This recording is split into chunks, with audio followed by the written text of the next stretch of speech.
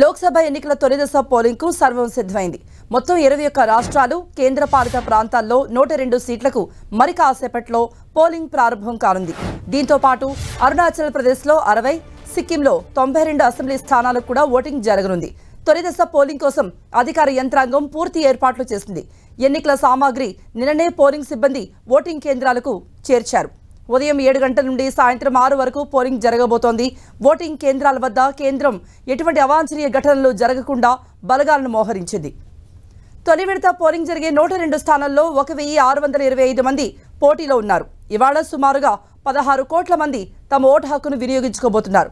దాదాపుగా 35 లక్షల మంది తొలిసారి తమ ఓటు హక్కును వినియోగించుకోనున్నారు. 50% పైగా పోలింగ్ స్టేషన్లో వెబ్కాస్టింగ్, అన్ని కేంద్రాల్లో మైక్రో అబ్జర్వర్లు నియమించారు. 85 ఏళ్లు దాటిన 14 లక్షల మంది ఓటర్లు, 13 లక్షల మంది దివ్యాంగులకు ఇంటి వద్దే ఓటు హక్కును కల్పించారు. 5,000కు పైగా కేంద్రాల్ని పూర్తిగా మహిళా అధికారులు, 1000 ఓటింగ్ స్టేషన్లను దివ్యాంగులు నిర్వహించనున్నారు. తమిళనాడులో 39 స్థానాల్లో ఒకే విడతలో ఎన్నికలు జరగనున్నాయి.